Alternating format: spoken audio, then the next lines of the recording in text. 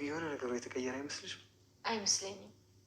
እኔ ናታን ኤቢ ጸባዩ የሚቀየር አይመስለኝም። እስኪ ለማንኛውም አይተን እንፈርዳለን። አሁን ላይ ገብተሽ ተኝ። እዚህ ውስጥ? አዎ እዚህ ተኝ። ገብቼ ልተኛ።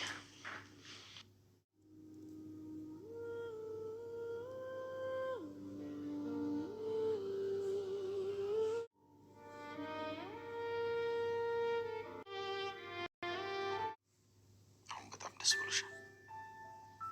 ተረጋግተሽ የምታስቢ ልጅ ሆነሻል። ስለዚህ ከዚህ በኋላ በእልህም ይሁን በንዴት የምታደርገው አንዳች ነገር የለም አይደለም? አባዬ በጣም ብዙ ነገር ተምሬያለሁ። ከዚህ በኋላ የሆነ ነገር ከማድረጌ በፊት ሁለት ያስባሉ። አባዬ እስኪ ትንሽና ናታንን ጥሪልኝ። ለሆነ ጉዳይ ፈልጌዋለሁ። የት ያለው አባዬ? መኝታ ክፍሉ መሰለኝ። እሺ ትንሽ ቀስ በይ ደግሞ።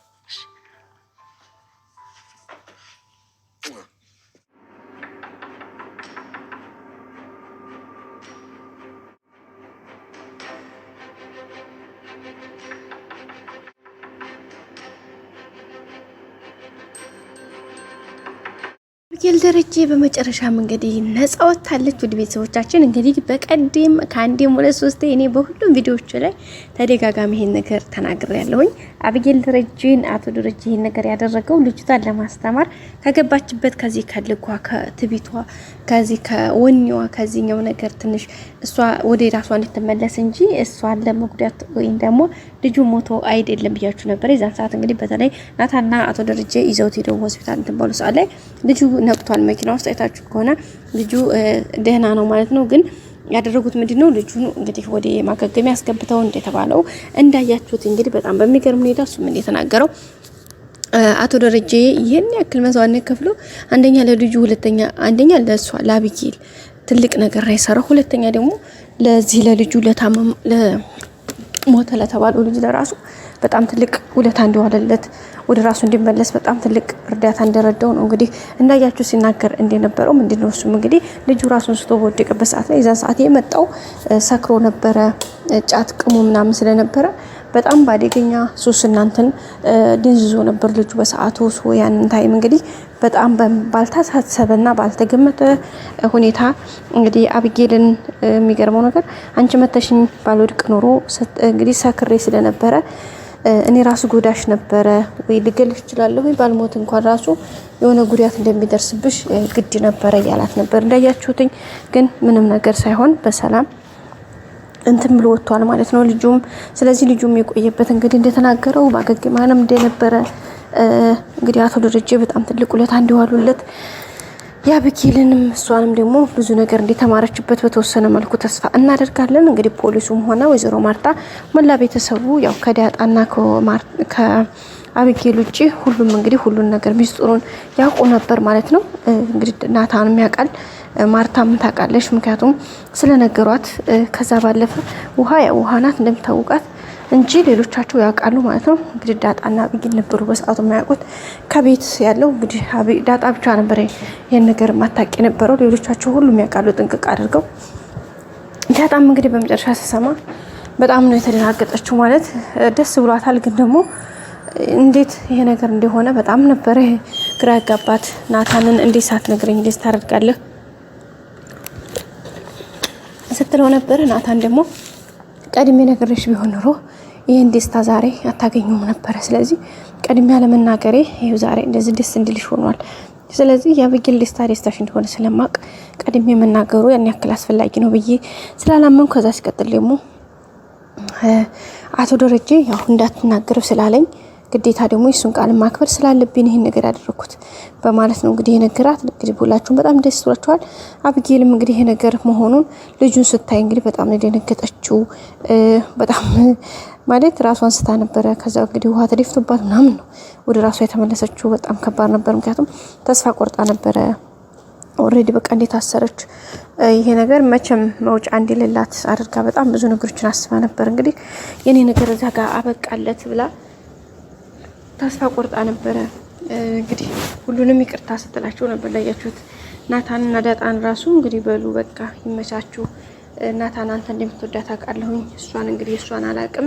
ዞሮ ግን መልካም ሁሉ ተመኙላችሁ። እኔ ግዴታ እንግዲህ ከዚህ በኋላ ምንም ነገር የሚጠበቅብኝ ነገር የለም። በሰላም ከተገናኘን ሁሉንም ነገር የዛን ጊዜ እናወራዋለን እያለች እንግዲህ ስትል ነበረ። ናታንም አይድ አብጌል እንደዛቱኝ አብሽሪ እያላት ነበረ። ያው ናታን ሁሉን ነገር ስለሚያውቅ ነው። በመጨረሻም እንግዲህ አብጌል ተስፋ ቆርጣ ነበር፣ ግን በኋላ ተስፋዋ የለመለመው በጣም ነው ደስ ያላት። በቃ በልሟ ሁሉ ስለሚመስላት ድረስ መቼም ይሄ ነገር ህልም አይደለም አይደለ? ይሄ ነገር መቼም እውን ነው አይደል? ወይስ በእናታችሁ ተኝቼ እየቃዠ ከሆነ ቀስቅሱኝ፣ በቃ ወደ ራሴ ልመለስ እያለች ነበርና ህልምሽ አይደለም በቃ ሁሉም ማርታም እንግዲህ ሁሉም ሰው እንደዛ እያለት ነበረ። ሲቀጥል ልጁን ራሱ በቃ አልሞትኩም እመኛለሁ፣ ምክንያቱም እዛን ሰዓት አንቺ መተሽኝ ራሴን ሳትኩኝ እንጂ እኔ አልሞትኩኝም፣ እግዚአብሔር ይመስገን። በሞትማ ኖሮ በጣም ከባድ ነበረ። በነገራችን ላይ በሞትም ኖሮ ራሴ ስቼ ጠጥቼ ሰክሬ መጥቼ አንቺም ራሴን ለመከላከል የገደልሽኝ ወይም ደግሞ የመታሽኝ አንቺ ላይ ምኛውን ቤት ብትጠየቅበት እኔ ራሴ ነበርኩ እንጂ አንቺን ምንም የሚደርስብሽ ነገር አልነበረም። ስለዚህ አብሽሪ እያላት ነበር ማለት ነው። እንግዲህ አብጌል በጣም ተደስታለች። የተወሰነ ነገርም እንግዲህ የተወሰነ ግን ይሄን ያክል የሚባል አይደለም ማለት ለመናገር በተወሰነ መልኩ እንግዲህ የተወሰነ ባህሪ ያሻሽላለች።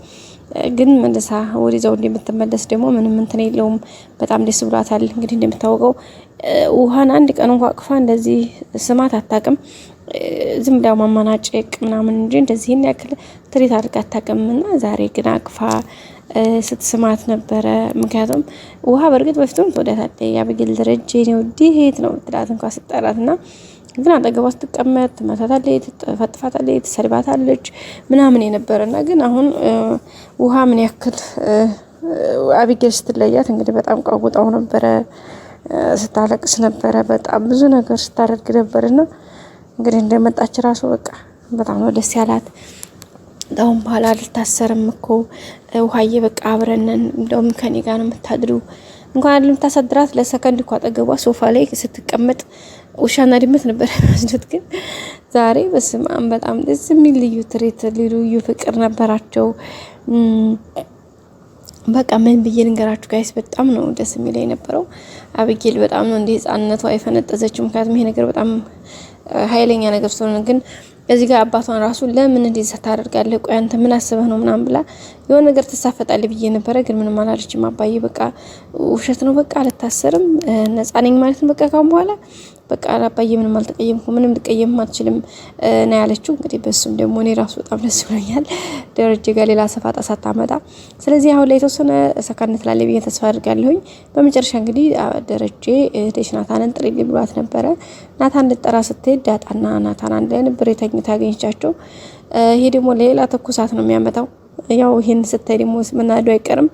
አለመታሰሯን ስታስብ እንግዲህ ናታንን ለመተው የምትወስን አይመስለኝም በጭራሽ። በቀጣይ አዲስ ቪዲዮ እንገናኝ። ሰብስክራይብ፣ ላይክ አድርጉ። መልካም ጊዜ